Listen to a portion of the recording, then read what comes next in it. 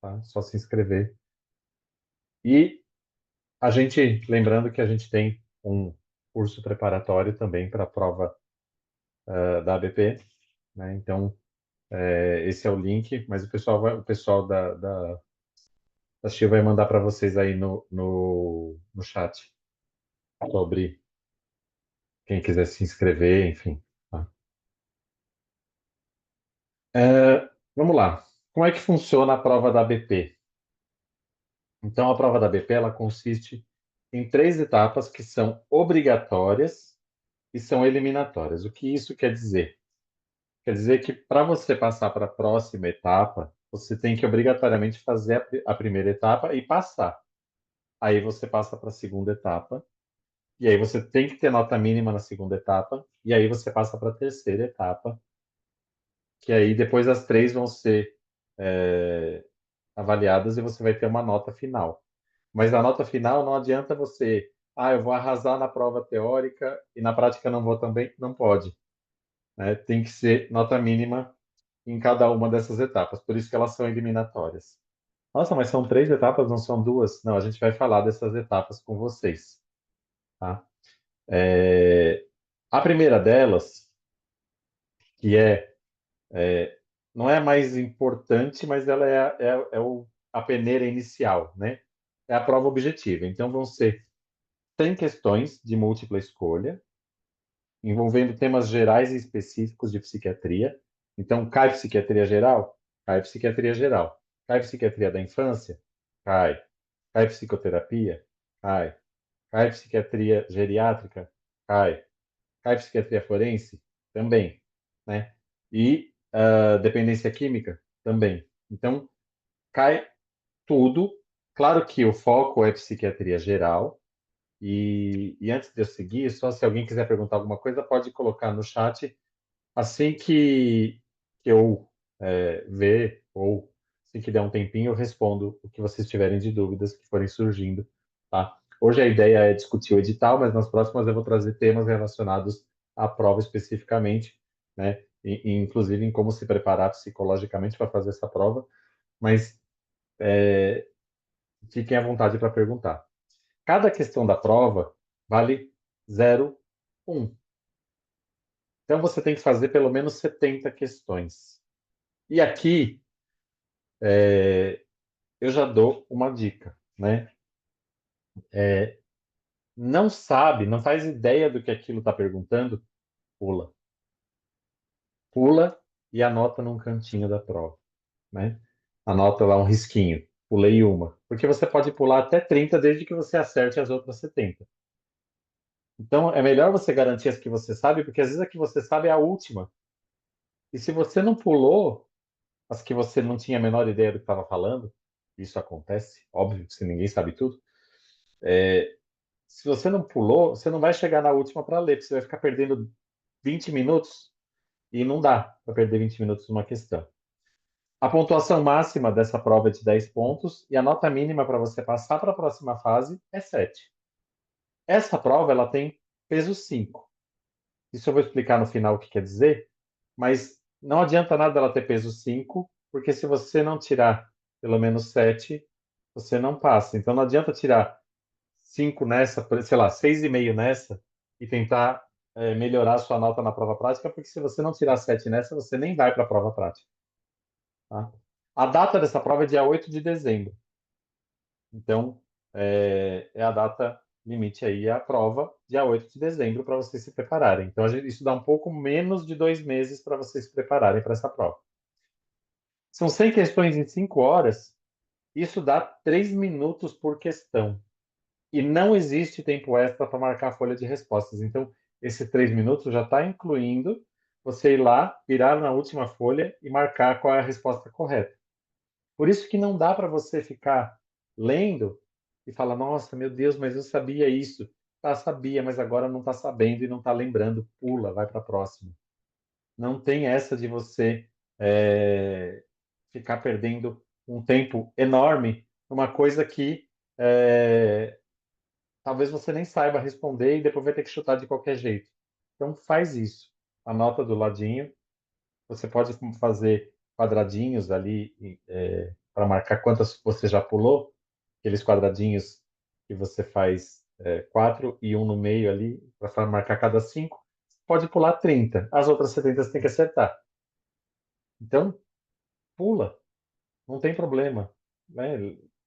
Vai para a próxima. Depois você volta. Deu tempo de responder tudo que você sabia. Agora é hora de brincar daquilo que a gente não sabe, eu não tenho tanta certeza. Então vamos voltar e fazer as coisas que a gente não tem tanta certeza. A segunda etapa, que pouca gente é, valoriza, porque não é uma etapa que envolve o candidato participar de muita coisa, é a análise curricular. Mas isso envolve mandar documentos, né? Então, vai ser baseada nas atividades científicas dos últimos 3 anos, tá? Então, tudo que o candidato tiver feito nos últimos 3 anos, e nesse caso, nessa prova, vai valer de janeiro de 22 até janeiro de 25. Tudo que tiver selo da ABP.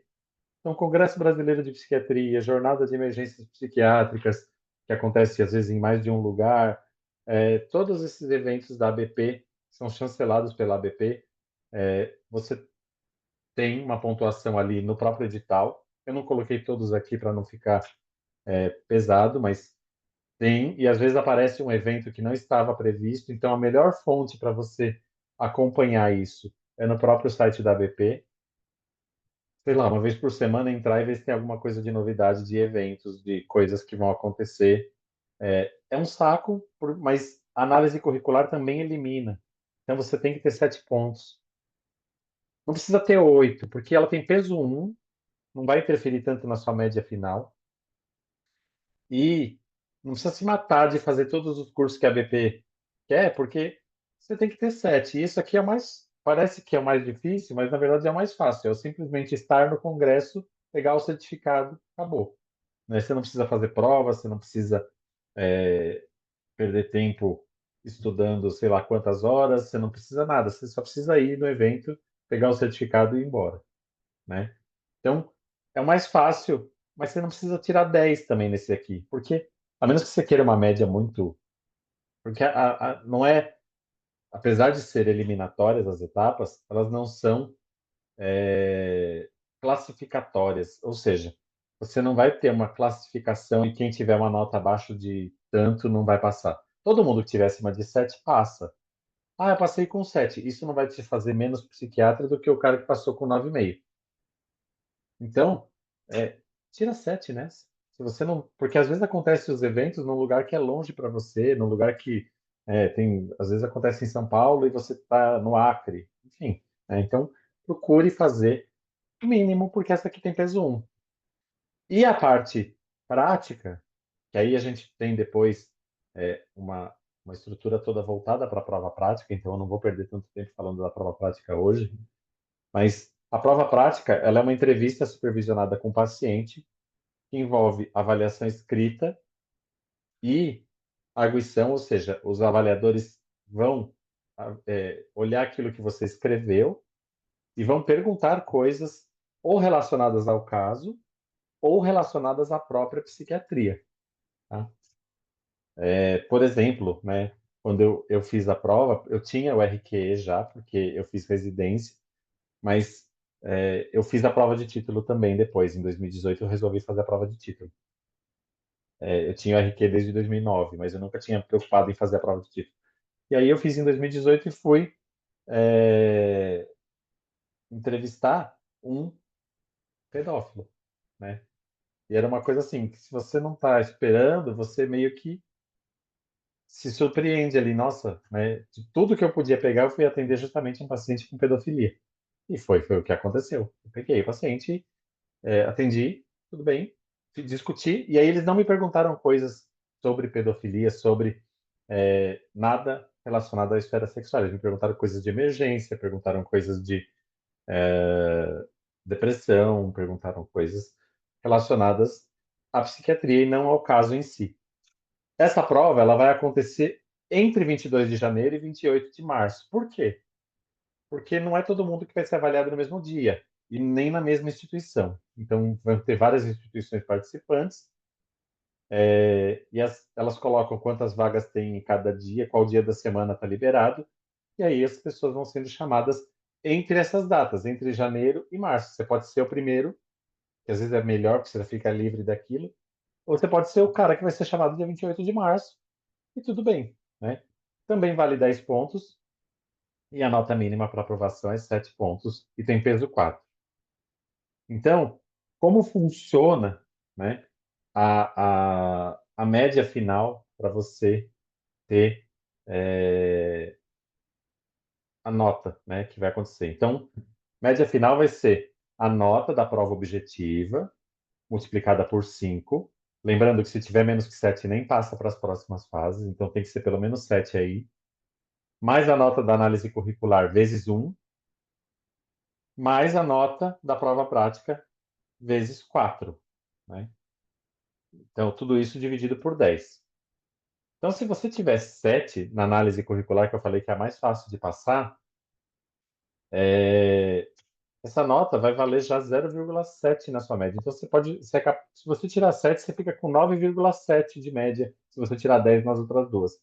Então, não vai ser essa nota, particularmente, que ela tem que ser no mínimo 7, vai ser ela que vai influenciar muito na tua média final.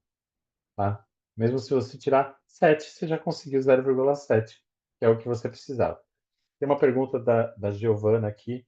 Se a validade é por 3 anos, como fica a questão de comprovar por 6 anos? Melhor deixar os congressos para os últimos 3 anos, a melhor recomendação. Comprovar por 6 anos, Giovana, eu vou falar um pouco disso, mas é o seguinte, você comprovar, para quem não fez residência, precisa comprovar a prática psiquiátrica. Né? Então é aquilo. Como é que eu vou comprovar a prática psiquiátrica se eu não sou psiquiatra e eu preciso atender psiquiatria para conseguir a prática? Exatamente. Nenhum médico é proibido de atender nenhuma especialidade. O porquê que a gente não faz? Porque a gente não tem preparo para isso.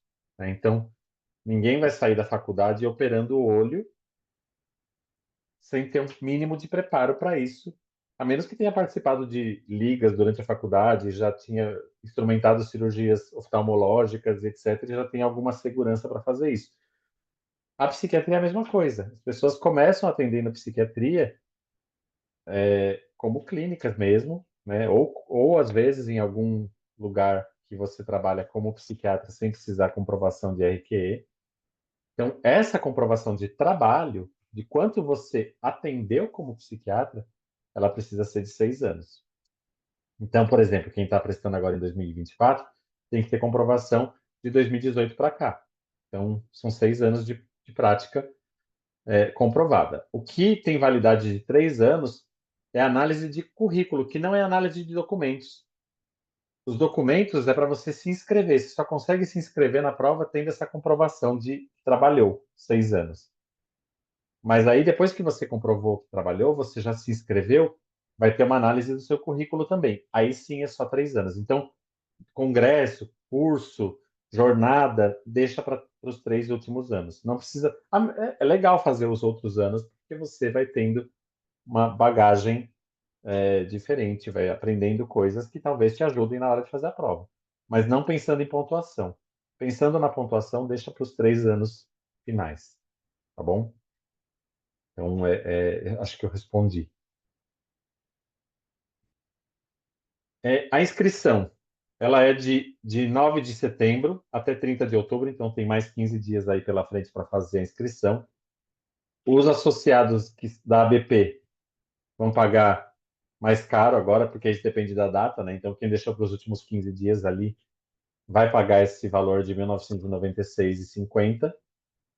E quem não for associado da ABP também pode se inscrever, mas vai pagar o dobro praticamente. Não, praticamente não, é o dobro, né? Até mais que o dobro para quem fez no começo, era mais do que o dobro. Para quem deixa para o final, é menos que o dobro. Mas tudo bem. E os valores variam por causa da data. Tá? Onde faz a inscrição? No site oficial da ABP. E isso vai ser confirmada com o envio da documentação exigida. Então, não adianta você se inscrever e você não mandar a documentação. A sua inscrição vai ser cancelada, eles devolvem o valor. Você precisa ter uma inscrição confirmada pela ABP. A prova objetiva vai ser feita no Rio de Janeiro. Tá? Eles pedem para chegar no local da prova com pelo menos e é pelo menos 1 hora de antecedência. Então não tem aquela de vou acordar cedo para me atrasar com calma, né? Não, não pode. Não pode se atrasar. A prova vai ter duração de 5 horas e começa às 9 da manhã. Então isso significa que vai até às 2 da tarde.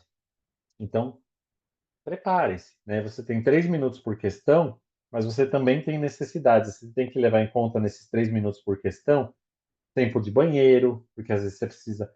Tudo bem, tem gente que fica 5 horas sem ir no banheiro, mas se você levar muita água, ficar tomando muita água, vai dar vontade de ir no banheiro. Se você levar coisa para comer, pode dar vontade de ir no banheiro de novo, né?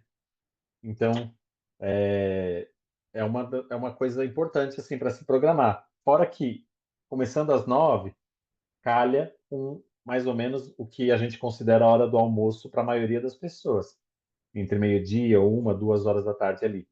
Então, leva alguma coisa para comer, para você não ficar com hipoglicemia durante a prova. Eu já vi e já ouvi relatos também, pessoas que saíram da prova porque passaram mal e não conseguiram concluir. Porque é uma prova longa, ela é uma prova extenuante. Se vocês já viram as provas anteriores da BP, é uma coisa que a gente vai discutir durante o curso, né? As provas anteriores da BP, os enunciados, principalmente das últimas versões aí, dos 2, 3 últimos anos das provas, são enunciados enormes, porque eles colocam a referência, né? Então, de acordo com a referência, Tratado de Psiquiatria da BP, tal, tal, tal, tal, tal, tal, quais são, e aí vai uma. Às vezes o enunciado é curtinho, mas é raro. A maioria dos enunciados são enormes. Então já fica uma outra dica importante para vocês sempre que você for ler uma questão, começa pela última frase da questão. Não, não lê desde o começo, lê a última frase. Sobre os transtornos depressivos, é correto afirmar que. Ótimo. Eu só preciso ler as alternativas, porque todo o resto que estava para cima só vai me ajudar se eu não souber as alternativas. Aí talvez me ajude o que está escrito em cima. Mas se ele quer saber sobre transtorno depressivo, o que é correto? Vamos ler as alternativas e ver o que é correto. E pronto, eu já economizei de ler um texto gigante e às vezes eu sei a resposta de cara, eu posso pular para a próxima sem me preocupar de ficar lendo um enunciado gigante. Se no final der tempo você falar, deixa eu ver se é isso mesmo, ótimo, volta lá, sei lá, leva uma caneta marca-texto. Eu sempre falo isso, pessoal, para levar uma marca-texto de cores diferentes e você mesmo cria na tua mente, ou sei lá, né? Não dá para levar numa cola, porque você não pode usar cola na hora, mas leva na mente. Essa daqui eu sei mais ou menos, essa daqui eu não sei. E marca com cores diferentes,